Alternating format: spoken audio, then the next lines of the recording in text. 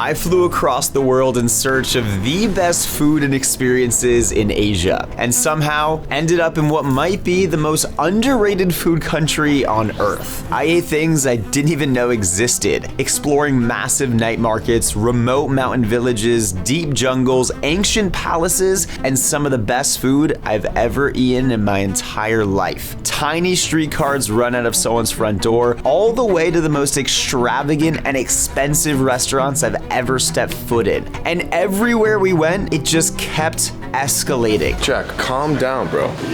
Let's all take a chill pill. To the point where we ended up at a private dinner inside the home of a billionaire, $200,000 in a bottle, who flew in a 2 Michelin star sushi master from Japan just for the night. I came in thinking I'd already seen the best of what Asia had to offer, but I left questioning everything I thought I knew about this part of the world, which left us with one question: is this actually the best food country in Asia?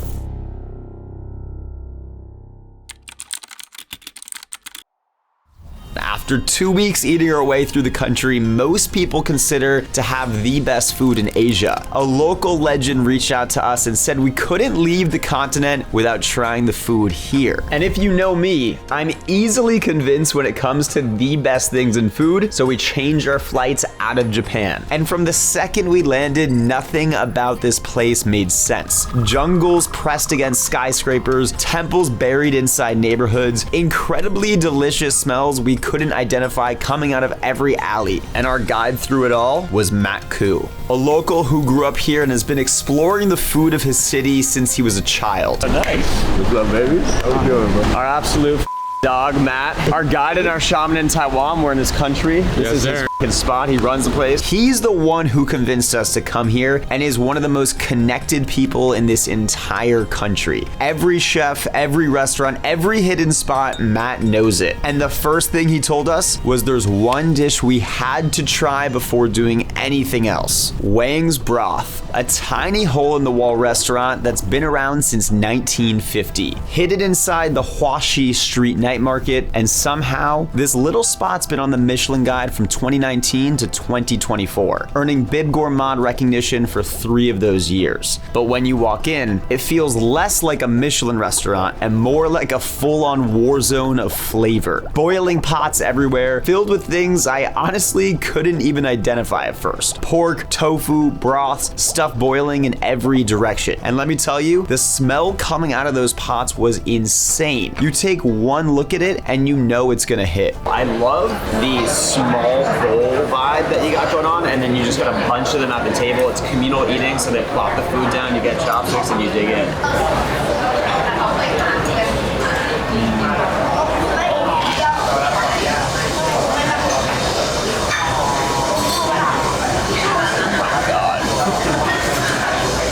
Tastes exactly how you would expect just looking at it. Warm and soft, and the sauce is a little sweet and thick, and the rice absorbs it so well. I knew when I took a bite this was just gonna put me to sleep. This is just nap time in a bowl, essentially.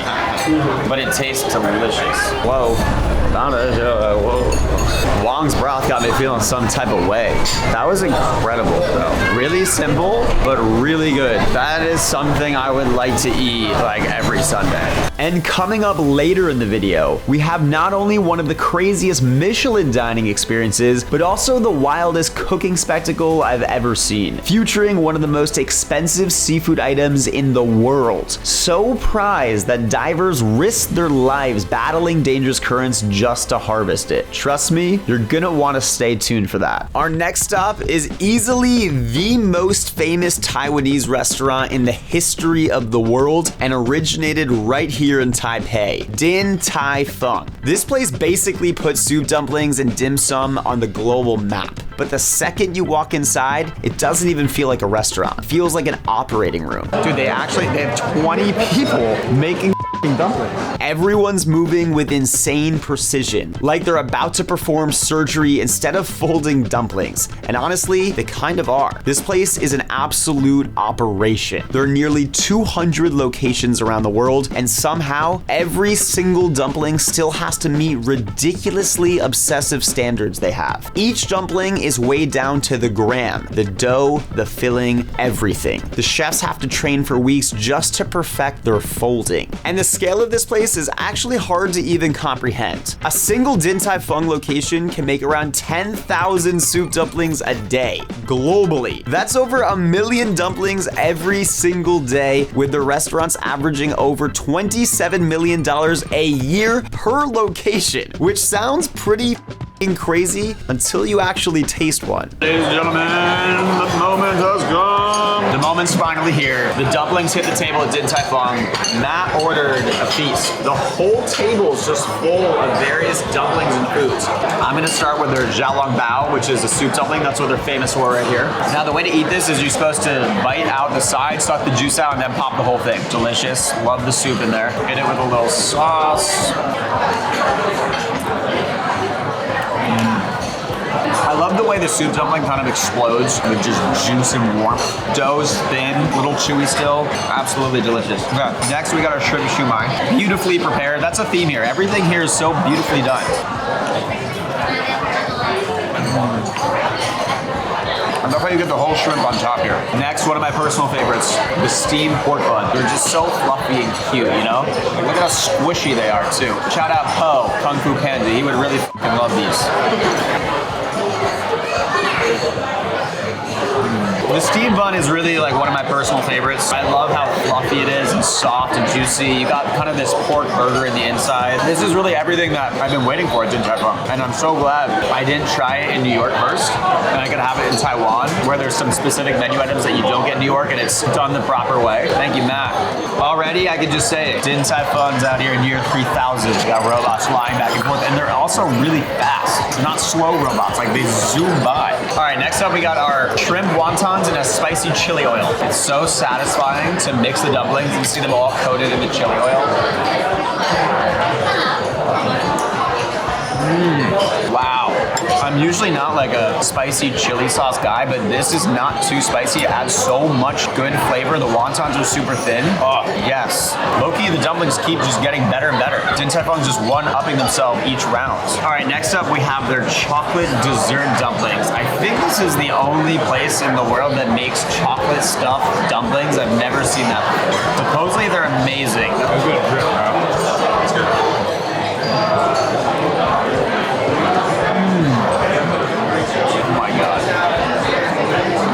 That's not really fair if you think about it. You just stuff this warm dough with molten chocolate. It's not too sweet, and it kind of explodes out. Wow. Kind of like an Asian lava cake. Wow, that is innovative as and delicious. We figured it was probably time to move around a little. So we headed straight to the jungle we spotted from the plane flying into Taiwan for a full-on adventure. And that's where we ran into something I had no idea was this big. A group of locals doing one of the most popular activities not just in Taiwan, but across all of Asia. Alright, we're going to this little village in the middle of the jungle. Got invited to play karaoke.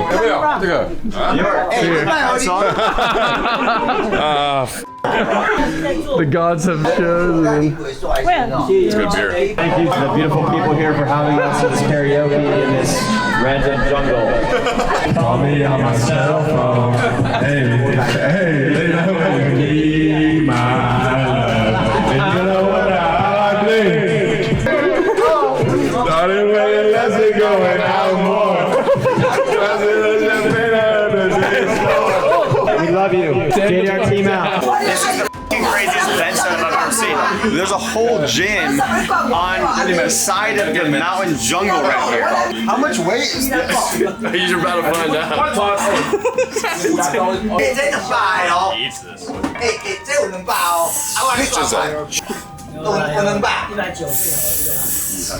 Ladies and gentlemen, our next spot took a serious journey to get to because this place is completely tucked away in the mountains, remote roads, insane views, and some genuinely crazy lore surrounding it. This is Joe Fiend. Liam, dude, this is my f***ing video. You can't just randomly do a voiceover. Yeah, my bad. Carry on. Anyways, one of the most famous mountain villages in all of Taiwan. A place packed with narrow alleyways, glowing lanterns, tea houses hanging off cliffs, and old school Taiwanese street food everywhere you turn. And according to a lot of people, this village was actually part of the inspiration behind Spirited Away. Honestly, walking through it all felt like stepping into a different world. Getting to the tea house is no easy task. Walk through the entire market, up and down and around different alleyways, downstairs, upstairs, and then finally you see this beautiful tea house built into the side of the jungle, overlooking the ocean. You walk up the stairs and you're here. And you feel like you're in an old Taiwanese house in someone's living room, just drinking some tea, hanging out. I'm liking what I'm seeing. A lot of cups in this cup, water on this water, pour out the water on top of the tea, pour the water back into a different cup. It almost seems like a magic trick. So many steps. I was very intrigued, but it was hard to follow. Now we enjoy our tea. So you use the tall cup to smell the tea and then bottom one to drink the tea. You can taste the mountains. I like this tea. I love when you get just delicious little snacks with your tea. Such a vibe. Thank you. Yeah, this is like the definition of mountain food. There's various stewed meats with a delicious side of rice. We just finished up to the tea house. Very good tea, very beautiful views. Now we're gonna go explore the market, get some food, get some bites, and just go on a little adventure. Later in this video, we're experiencing one of the wildest dinners I've ever had, and it's one you can't even buy because I'm taking you inside the house of a billionaire who's flying in a 2 Michelin star sushi master straight from Japan the very same day. And trust me, this experience gets insane. Okay, we're about to try traditional Taiwanese hot dogs. Everyone knows New York runs the hot dog game. This is a very different style hot dog. You have one that's like a rice sausage. They cut the rice one open and they put sausage in it. So instead of a traditional bun, you got rice, which honestly sounds really delicious. Thank you very much. Okay, I guess you twist the bottom and then you push it out. Whoa, this is very unique. The sausage is sweet, and I like how the rice acts as a bun. It's really cool to see foods that I'm used to and grew up on in a unique way in different countries, and how every country has a very cool take on different styles of food. You got a hot dog in Chicago, which is different from New York, and then you come to Taiwan, and they have a version of hot dog. I'm a big fan of Taiwanese hot dog. I would eat this again for sure. I have never had so many new foods in one trip in my life than in Taipei. There's some new thing we're discovering. This is salmon floss. Dried salmon mixed with spices, some seaweed, and some sesame seeds that supposedly people eat for breakfast.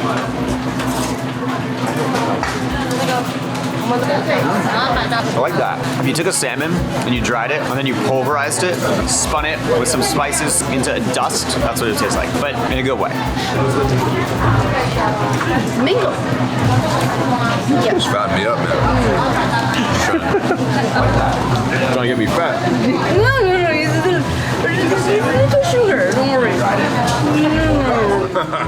Taiwanese rice cake here. It's very interesting. It's this huge block of rice that takes 5 hours to put together. And then they cut it up almost like Parmesan cheese into these little chunks. And then they top it with a garlic soy sauce and a chili sauce. It's like if you just took a bowl of rice and you smushed it together. And the rice itself doesn't taste like much, but it takes on the flavor of the sausage. And you get a little crunch from the fried garlic, fried onions.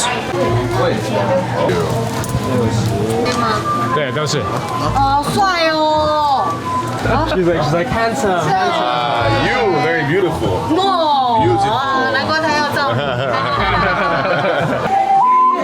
I can't not get one now. It's so festive.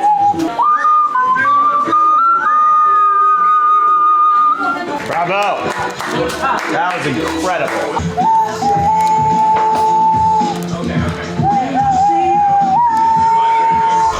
After exploring the crazy alleyways and street food spots all over Jiufen, we made it back down from the mountains to try one of the most famous dishes in Taiwan, Peking duck. We went to a restaurant regarded as one of the best to do it. This place has become legendary for its Canto-style roast duck, especially their ultra crispy sliced skin version. Every duck is specially sourced from a farm in Yilan, with only larger mature ducks being selected to make sure the fat, texture, and juices are basically perfect. And later in this video, we're not just trying one duck, we're putting Taiwan's duck scene to the test, with a 1 Michelin star versus a 3 Michelin star Peking duck to see who actually does it best. Right now we're at Dragon Restaurant, which sounds like a D's Nuts joke, but it's actually a real restaurant in Taiwan. I'm so excited because Matt said this is the best Peking duck he's ever had in his life, and I'm loving the vibes in here. It's like a red golden palace. I'm starving, I'm ready to eat, and it smells amazing in here already. Let's go. Oh, this is gonna slap. It's cool that she drops it to the table and cuts the table side. She's probably cut 1 million ducks. Holy oh, you know, I get to, oh my god, dude, look at the juicing. There's so much juice coming out of that. Oh my god, I'm freaking out. That's one of the juiciest ducks I've ever seen. Look at the thick skin with the fat layer.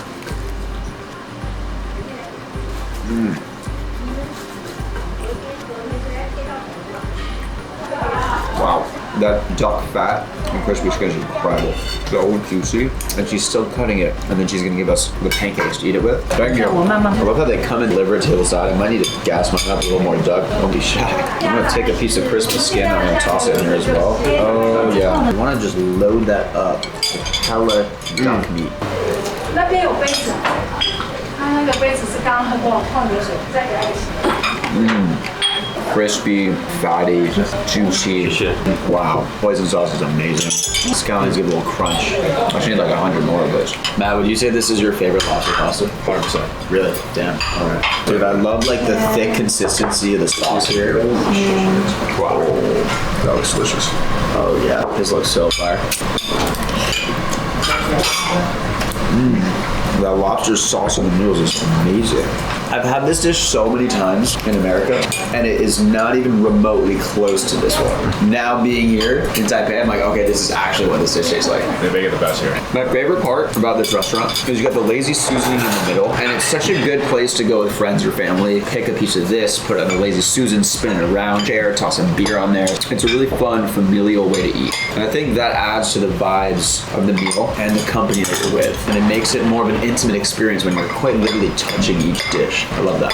And coming up, we're eating one of the most controversial delicacies we've ever tried. A dish that's considered a luxury by some and completely unthinkable by others. Served to us by a 2 Michelin star sushi master flown in straight from Japan, and the taste was unlike anything we've ever tried before. Our next stop was the Raohe night market, the most famous culinary destination in Taiwan. A 600-meter stretch in the middle of Taipei, absolutely packed with some of the best street food in the city. It's one of the oldest night markets in Taiwan, and the place is completely insane. Over 400 food stalls and restaurants, crazy foods everywhere you turn, some of the best smells imaginable, and honestly, some of the worst too. The second you walk in, you're hit with the smell of stinky tofu, grilled meats, broth, smoke, spice, just sensory overload in every direction. But the first thing that immediately grabbed my attention were the famous Fuzhou black pepper buns right at the entrance. The clay pot pork buns. Now, they have 9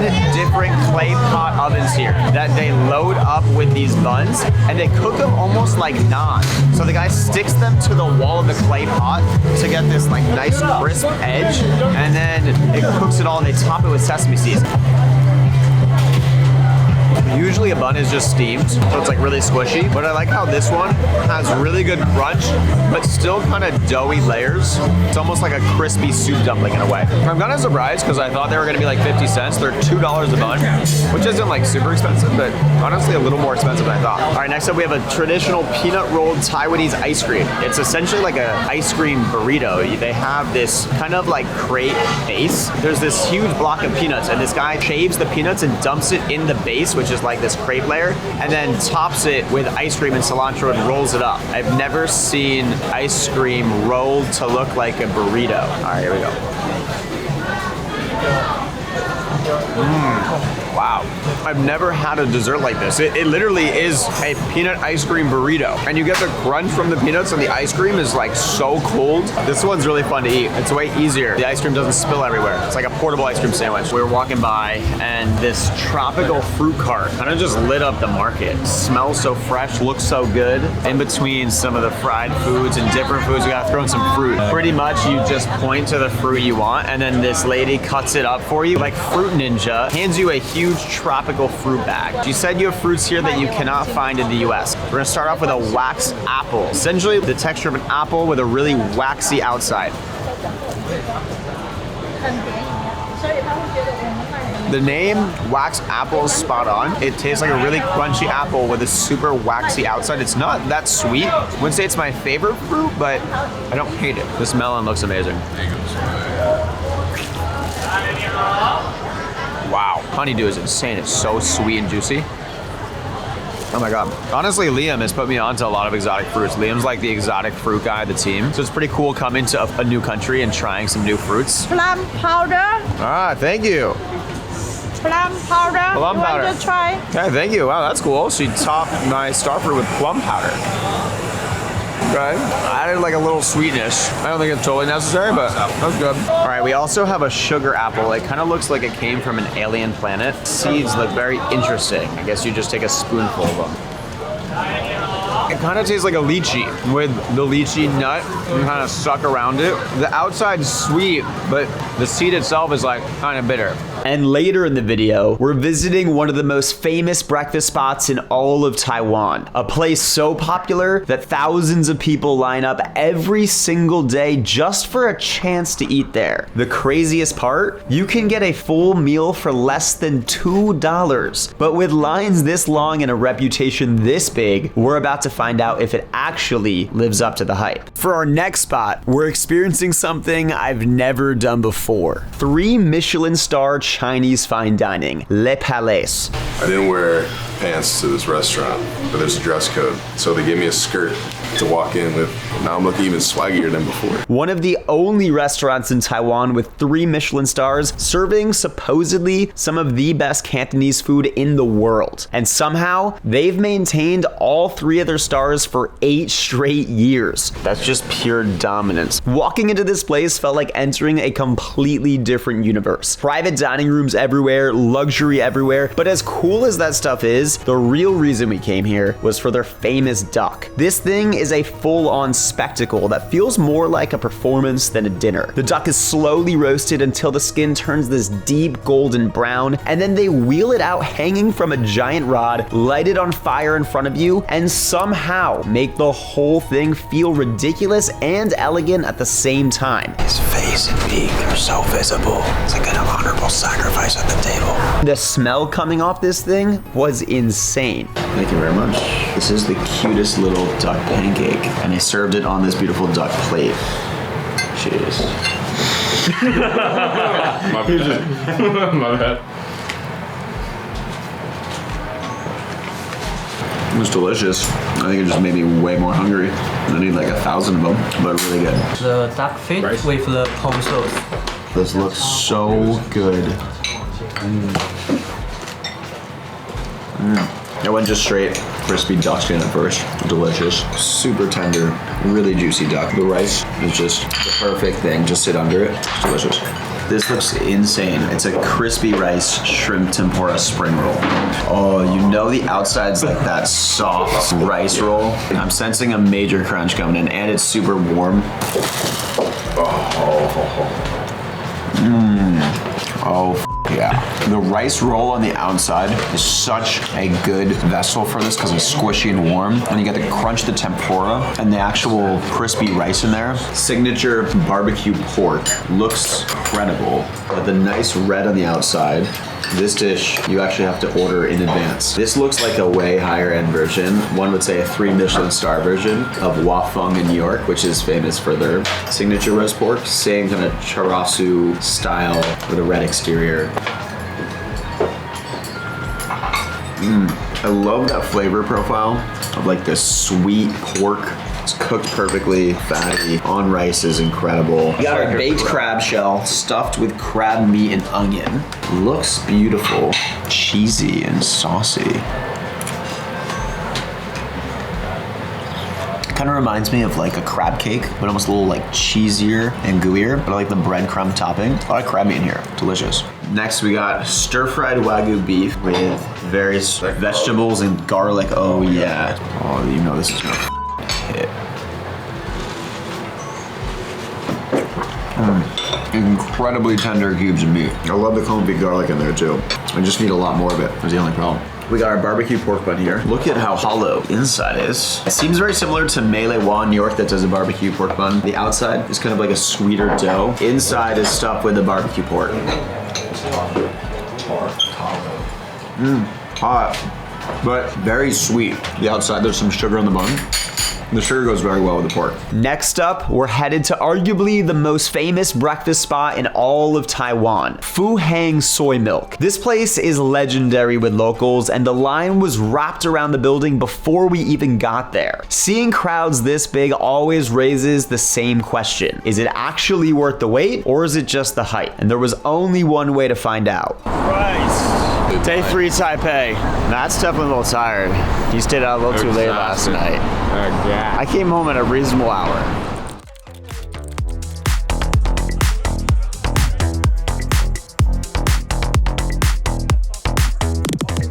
We went out a little late and a little hard last night, so we're here to cure our hangovers. We're about to try the traditional Taiwanese breakfast, which is a scallion pancake with scallion eggs stuffed with fried bread inside. I honestly don't think I've ever seen a line longer for any food item in my entire life. The line was like 3 blocks deep, and then it goes all the way up the stairs into the restaurant. And then when you walk in, they have this little factory where they're making all the breads on one side, the woman's making eggs in the back, the other woman's stuffing the scallion pancake with the eggs in the middle. And then they have 3 kiosks where they order and they're firing through scallion pancake sandwiches.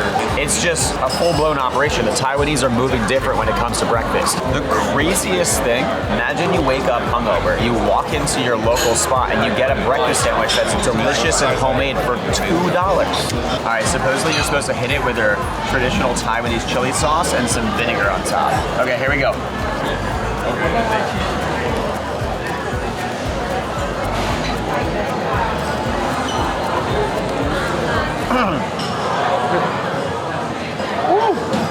Those Taiwanese chilies will wake you the f up. You don't want to mess with those early in the morning, but honestly, scallion pancake sandwich is delicious. You get this fried dough ball in the middle that gives it a little crunch. I'm eating this in the best way possible. It's so oily and greasy, but that's just like exactly what you want to start your day and wake up with. I get the hype. I get the 2-hour line. There's clearly levels to the eating game in Taiwan that I did not realize. This dude dunked it in his soup.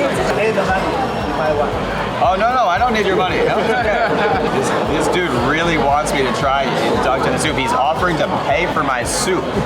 So hospitable here.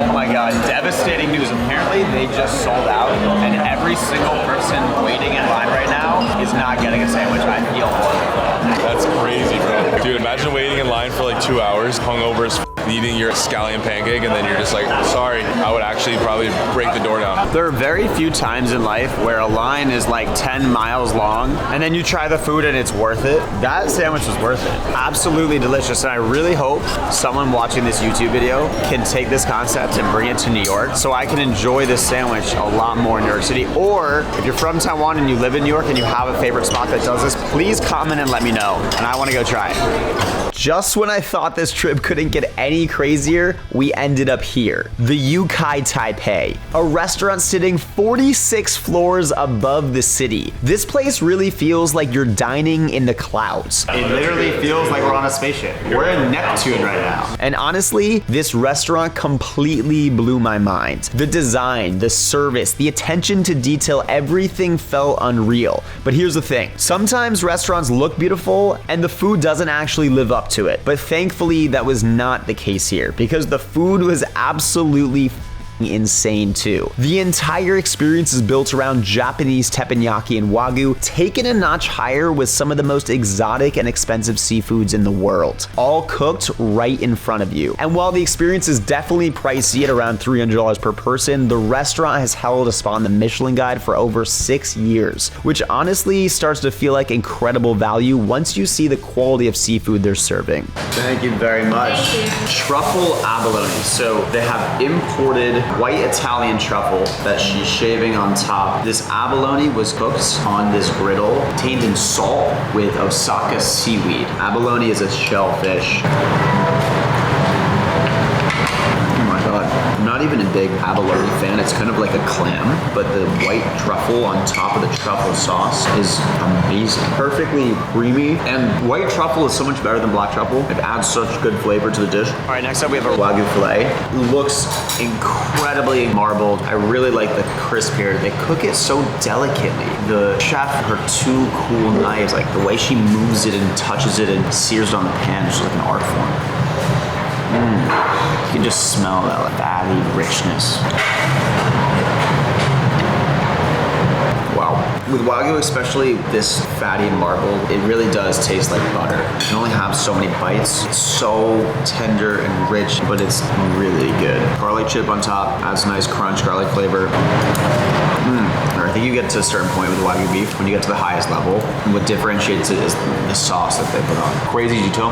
When I asked to go to the bathroom, they have a walkie-talkie system, and walkie-talkied someone over to the room, and as I walked out, someone escorted me to the bathroom. Crazy touch. Such good service. I've never seen food being cooked in a style of almost like a painting before. And watching chef prepare all these dishes, the body movements and the knives pouring, it just feels like a piece of art being produced, but then you just get to eat it, which is the best part. It's an edible art show. The way it was prepared, it was a technique I've never seen. She poured these different spots of soy and let it harden, and then brought the rice over and dragged it through to give it that essence and the flavor of the soy in the rice. It's subtle. It's a subtle dish. The rice sticks together, which is nice. If you took the last Wagyu beef and you put it on this, oh my God, like that would be insane. I think alone this dish is definitely good. I think it needs something though. It's such a good vessel for a dish. That restaurant was so cool, so unique. I've never been in a restaurant like that kind of feels like a spaceship that's like modern and designed really cool. It's 47 floors high, so it overlooks the whole city. The style of cooking was amazing. It was so thoughtful and delicate and precise. It also was kind of on the lighter end, which we need so badly because we've been eating so much food, so it wasn't too heavy. It was just the right amount. I am waiting to like really go in at Matt's Omakase. Incredible restaurant. Taipei continues to impress. The food scene here is incredible, and it's a really cool mixture of like street carts and traditional homemade familial items from family recipes to like 47th floor super modern high-end Michelin meals. They got it all. And a lot of cities don't have both of those things, they just have one. Taipei has done a really, really good job of displaying both types of food and having a lot of range in the culinary scene here, which I'm also very impressed with. Our next stop brought us to another insane duck experience, but this time inside one of the most luxurious hotels in all of Taiwan, Yage at the Mandarin Oriental Taipei. The Mandarin Oriental is like the LeBron of Michelin star restaurants. At one point in time, they had more Michelin stars than any other hotel group in the world, and Yage itself has held a Michelin star for 8 straight years. Even the hotel is completely insane. The property reportedly cost around $1 billion to develop when it opened, making it one of the most expensive hotel projects in Taiwan's history. Workers are busy completing the Mandarin Oriental Taipei, which is being billed as Taiwan's first 6-star hotel. The second you walk in, you feel it. Everything feels massive, polished, and ridiculously over the top, which made me excited to see if this duck was gonna live up to the hype. We've had 3 Peking ducks this trip, one at Matt's favorite family restaurant, another at a 3 Michelin star Cantonese restaurant. Now this is a 1 Michelin star. I gotta say, that's the crispiest looking skin of all the ducks I've seen so far. It looks so brown and golden, delicious, and so shiny. They said to pair it with some brown sugar and like white on top. Whoa, very, very fatty duck skin, which is great. That'll be really good in a rolled up kind of bun. I'm getting really good vibes from those pancakes. They look super thin and chewy. Oh yeah. You want to be able to see through your duck roll. I'm liking the chewy consistency of this duck roll. It's almost like a flour tortilla. Duck's super tender. Love the crunch. Where to rank this? I think Dragon is still number 1. I think this is probably number 2. Here's the first. This is our most famous barbecue. We got a hot black stone sizzling this pork with honey on top. Looks incredible. This is like the best possible version of that sweet roast pork. The honey sauce drizzled on top just puts it over the edge. Fatty, delicious. That's incredible.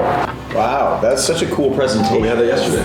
Yeah, second time having this dish, so it'll be good to compare this one to the 3 Michelin star. You have the shelf under the technique. So this one seems to me a little more crab forward and a little less saucy, which I actually like. The other one was almost like a crab mac and cheese. I thought that was duck, but this is actually chicken. I've never seen a chicken look so much like a duck, which makes me excited.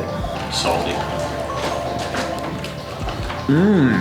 Wow, that is so juicy, and the skin is like so crispy. Insane chicken. They said they air fry the chicken and then they deep fry it. Because it looks so much like a duck, my brain's like convincing me it's duck. I did not expect to say this, but that was one of the best chicken dishes I've ever had in my life. It actually might be the best chicken I've ever had, the more I think about it. Right now, I'm between Angler and San Francisco. It's like a $70 whole roast chicken with this barbecue honey mustard, and this one, I think this one has it. I was not expecting maybe my favorite meal in Taiwan to be in our hotel.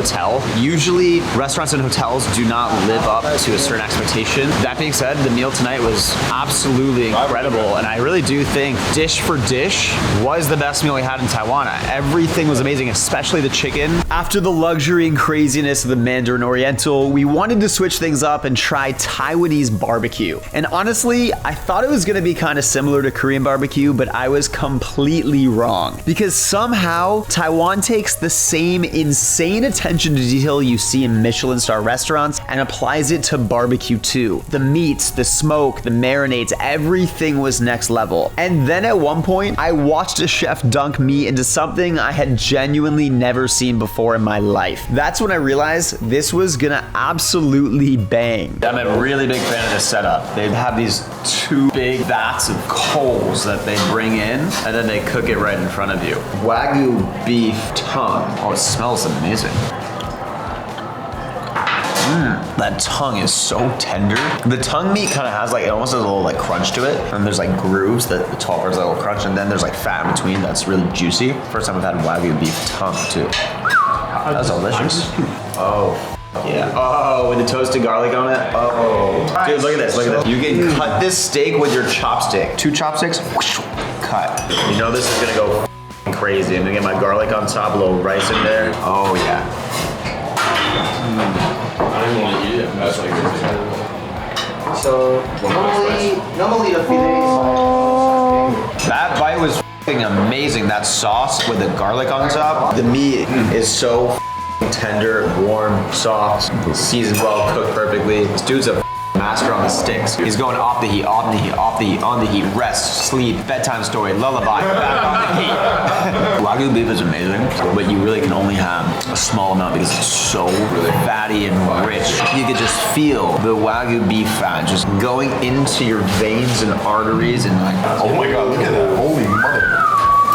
oh, he's pouring the extra egg yolk on top. We have the Wagyu really thinly sliced that is grilled right in front of you. Dunks it into this egg yolk. I've never seen that technique before. And then he poured this egg yolk on top of the steak after. Wow. Okay, a little bowl of rice under. I'm gonna get a bite with a little bit of everything here.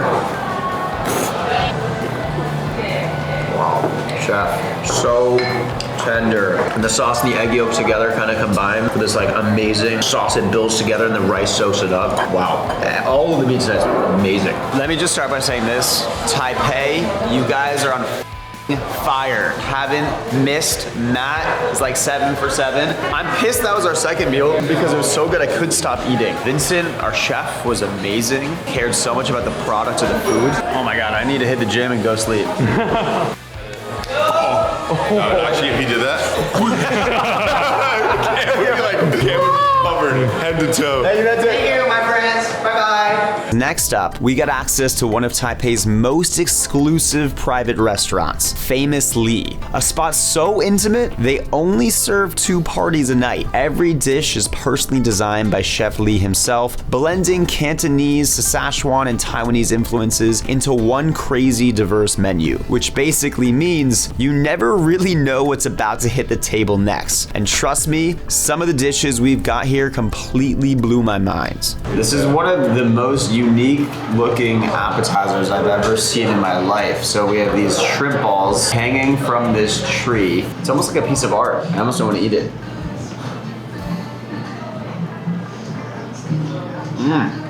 The texture is so interesting because the outside's crunchy, but the shrimp is soft in the middle. And then the mint on top is great. It's always really cool to see other people's interpretation of food and to come to a country and have like very traditional cooking with a modern twist. Soft shell lobster. I've never heard of soft shell lobster. Supposedly you could just eat through the shell. The fry, it almost reminds me of like a panko breadcrumbs, but Taiwanese style. Lobster's cooked perfectly. I've never had anything like that. Whoa. Holy sh**.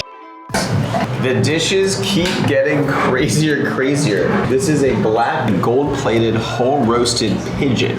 This is not duck. This is not chicken. It is a pigeon.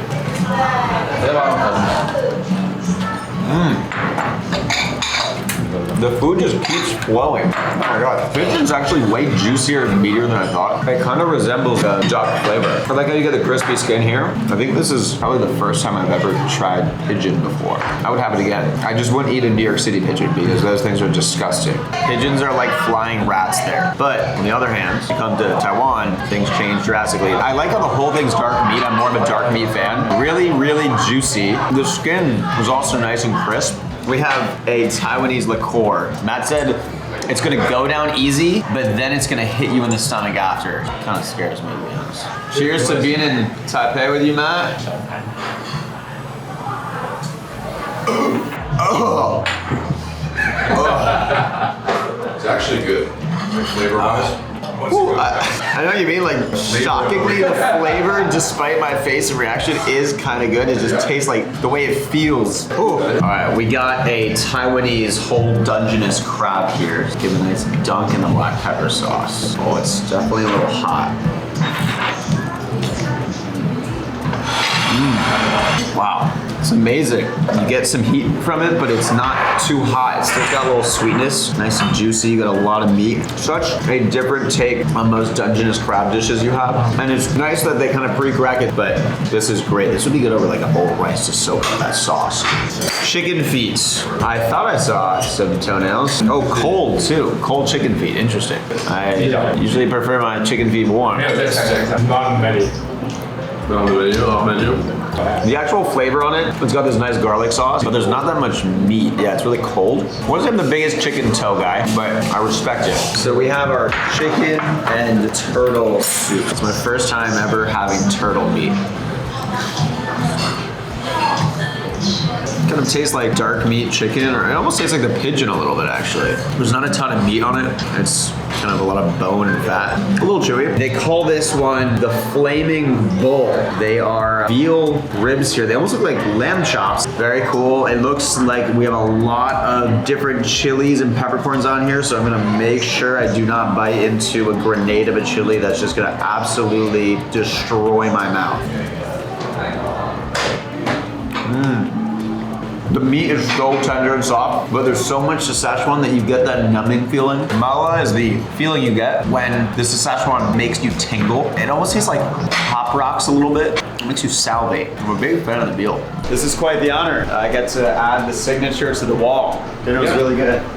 Thank you so much. Thank you. It's an honor to sign the wall. And finally, after all the food, chaos, night markets, mountains, and Michelin star meals, our guide Matt Koo invited us into his family's home for what might have been the crazy experience of the entire trip. And honestly, getting the opportunity to share a meal with someone in their actual home while traveling across the world is what everything is about. It's one of the most special things you can do in life. But this was not a normal house. This was like stepping into a royal palace, something I've never really experienced in my entire life. This place was completely next level. A full industrial kitchen, a wine cellar filled with some of the rarest wines in the world, rare aged whiskey bottles worth hundreds of thousands of dollars. Walking into this home was as exciting and scary at the same time. I almost felt like a bull in a china shop. I was kind of afraid to touch anything because these bottles of wine and whiskey were probably worth more than my life. But eventually everything led back to the dining table because tonight's finale was a private omakase experience inside the house with a 2 Michelin star sushi master flown in from Japan. And at this point, the hype for this dinner was completely out of control. These are the moments I truly live for. The moments why I wake up every single day and do what I do. Being able to go inside someone's home and experiencing something this incredible, this great, is truly an honor for me.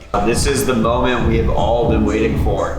The most hyped up meal of the trip. The last meal of the trip. What has been said to be the best omakase in the world by Matt. We're currently sitting in Matt's beautiful, beautiful home, about to have omakase at his sushi counter with his chef who's going for 3 Michelin stars at an omakase restaurant. He's telling us, and has said many times, that this will be hands down the best sushi meal of our lives. You set the 3-star Michelin expectation. Now we're gonna be harsh critics. I'm looking forward to this. Is probably the most excited I've been for any meal in Taiwan. It's the last night of the trip. It's kind of sad, but we're gonna end with a motherfucking bang. That was crazy. That was insane. For some context about the wine tonight, Mr. Koo, Matt's dad, is one of the biggest distributors of wine in all of Taipei, and it distributes the most exclusive wines in the entire country. Millions of dollars worth of wine in his collection. So before the meal, he picked out a red wine and a white wine to pair with everything we're gonna be eating tonight. So thank you so much, Mr. Koo. Appreciate you. That is so much caviar. Oh my God. Look at how beautiful this shell of caviar is. Oh my God. So you're supposed to take this rice cracker and add the caviar on top of this and eat it like that. Oh, there's crab. Oh my God. There's crab underneath the caviar.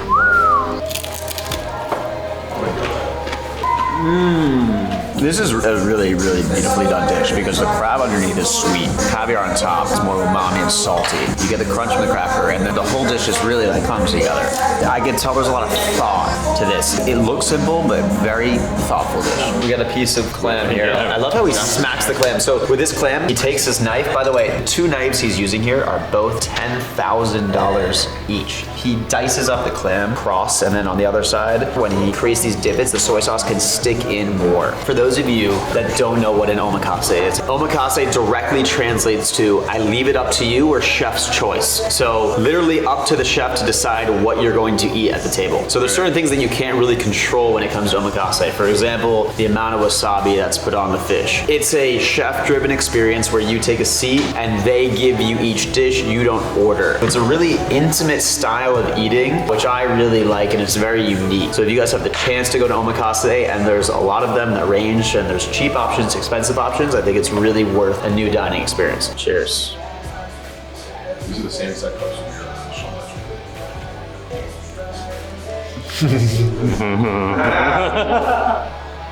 So the shellfish tends to be a little chewier and harder. Shellfish is one that is not as often used in the US and in American omakase, but you come to Asia, you get a lot more shellfish. Oh, wow.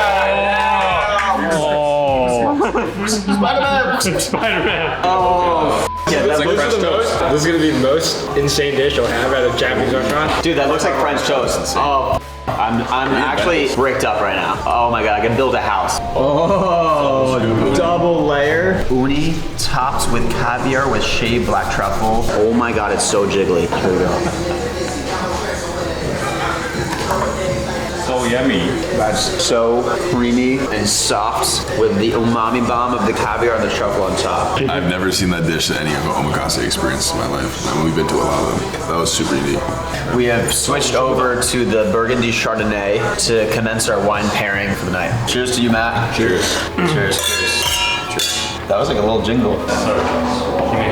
Oh, I will give you my hand any day of the week. Oh, the right rice is warm. Booty is a hamachi that it swims out at sea. So it's like a way deeper water at sea hamachi. Well, booty fish. Thank you. Booty. Oh, I just know this is gonna go crazy. What I'm most impressed about, this is some of the best sushi rice I've ever had. Anyone wondering what booty fish looks like? That's what it looks like. What? Is that actually? Okay, so these are imported prawns from Hokkaido, Japan. Hokkaido's got some bangers. Scallops, uni, ice cream, prawns. These prawns came whole and are pregnant, so you could see the eggs, which are like the little green specks on the prawn. He went in the kitchen and removed the actual prawn from the shell, came back here, and this is the whole meat of the prawn. This is a big piece of sushi.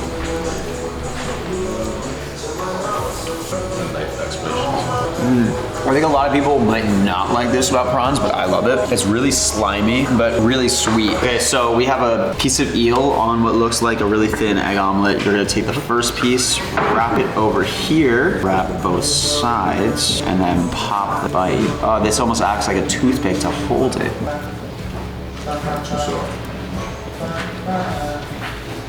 Another really thoughtful dish because they include the eel spine and it's quickly fried, so it gives the dish a lot of crunch. The egg is sweet and the eel way saltier. Again, very complete, comes together very nicely. I'm really gonna enjoy this piece. Chutoro is the medium fatty tuna, which I actually prefer most. I think sometimes Otoro is like a little too oily and fatty, so Chutoro is that perfect balance. The tuna right in front of us just looks like so incredibly fresh.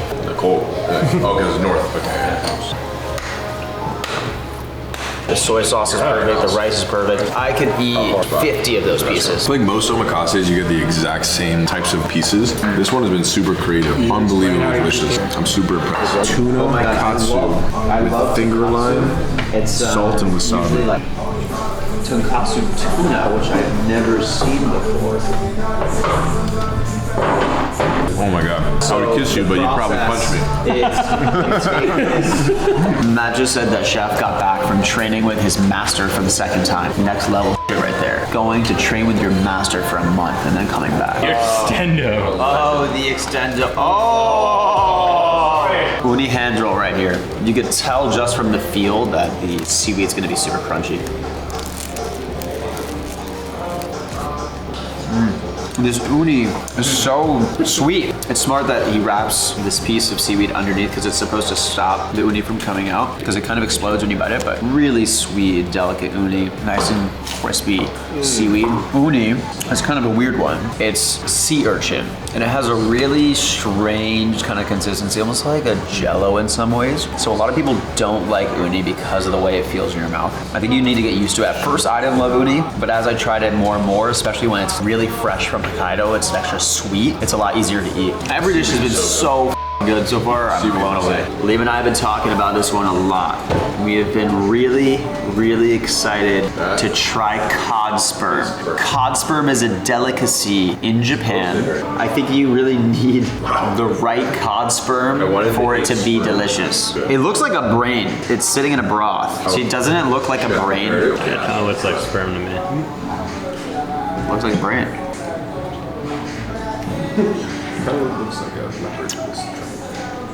One of my favorite dishes?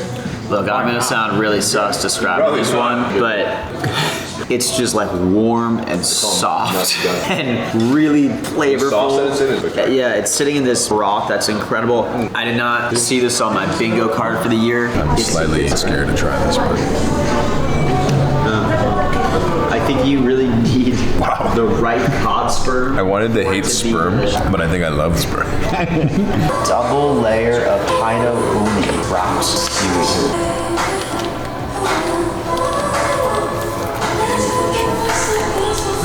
That uni is so sweet. Oh my god. You get the crunch of the seaweed too, and the sushi rice is perfect. Matt's taking us through his dad's Macallan collection. 5 Macallan 72s that exist in the world. His dad has 3 of them. Each one of those bottles are $200,000. It's $100,000 in a bottle. That's not for one person, is it?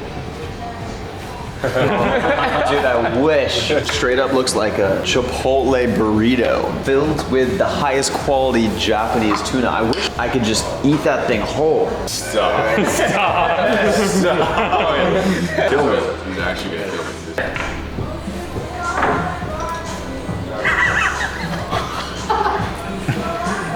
That's you, man. But I did the Joe Rogan and the ice bath face there. Liam, did you go one bite? I wish I did not go one bite. Matt did one bite too, bro. The one bite was a Chef, it's too big. Gives it to you as you eat it. Oh my god. swallowed the booty whole. I didn't even get to enjoy it. The verdict's in. Come here, my friends. This is a big moment. Biggest moment. This is the biggest moment of the trip. Where, you know, where I reveal where this omakase stands for me. Look, Matt's hyped this up a lot. He said that this is gonna be the best omakase in my life. Starting off with the experience, he started really high because it's in his beautiful home. He calls it omakase. This counter's beautiful. Chef is amazing. He studied with his master for a month. He came back here. He's using $10,000 knives. The service has been incredible. I feel like I'm at a 3 Michelin star restaurant just in a house. So that all has checked the box. Incredible. Okay. And now after the service, you get to the food. Quality of food and the ingredients used were just top tier. I gotta say, this is one of the best omakases in my life. Yes! I would easily say like top 3 I've ever had. Like honestly, it could, in terms of like overall, just like thoughtfulness of the dishes, it could be number 1. Really good. Like it was not like other omakases I've had. The dishes were like different styles, super creative, like really thoughtful. All the dishes were thoughtful, made a lot of sense. Took a lot of ingredients and used them multiple ways. This was better than the omakases I had in Japan, for sure too. This was a traditional style omakase, but done in a creative way. Some omakases that we've had are like just too traditional and like boring. Some are like try to do too much and are like all this crazy shit on top. This was like a really, really good balance of both of those. I mean, also like I'm slightly biased because I'm sitting here like listening to Drake, drinking wine with my best friends, eating an omakase in a house. So that does bump it up a little bit, but yeah, easily one of the best omakases I've ever had in my life. That's what I wanted to hear. To conclude it, Matt is officially 9 for 9. 9 for 9. The man did not miss once in Taipei. Thank you so much. Yeah, that was truly the best omakase experience I've ever had. Really? Yeah, so good. So much. Thank you. Everything you did was incredible. Yeah, next year we'll come to the actual restaurant. Yeah. We also have a gift for you. Oh, thank you. Yeah, we've already sweats, and you too, chef. Yes, thank you. Yes. This is the end.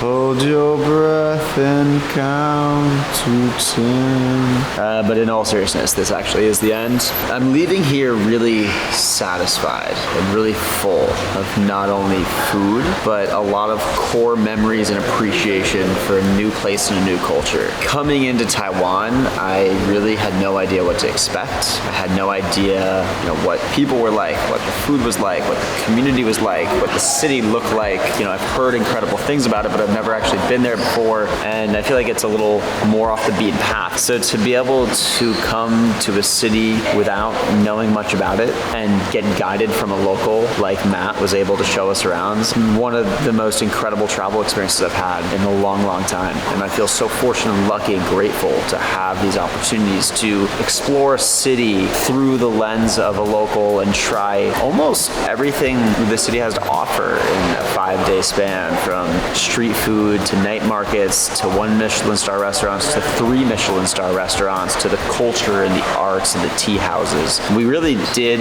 everything you possibly can, and I feel like I really understand the wave and the breadth and the movement of the culture in the city here now. And I gotta say, I'm so unbelievably impressed. And I think people are absolutely sleeping on the food scene in Taipei. The food in Taipei and in Taiwan was incredible. It was such a good mixture of meats and noodles and dumplings. It's kind of like a melting pot of some of Chinese, some of Thai, some of Japanese. And I think that actually gives the culinary scene a lot of advantages because they have their own ingredients and their own dishes, and then they can fuse in other things. I don't think Taiwanese food gets enough respect it deserves. This country is incredible. Again, I said it before, I'll say it again. I think Taiwan is gonna reach like Tokyo levels of popularity in tourism in the next 5 to 10 years, and I'll absolutely be back. Taiwan, you also have my heart. Asia, you have my heart, and we'll be back. Love you guys. Now this hat. Where can you get this at? Can't get this hat. Can't buy it. Some things you can't buy. But if you want to buy a hat, you want to buy a hat, yeah, Chef Supply.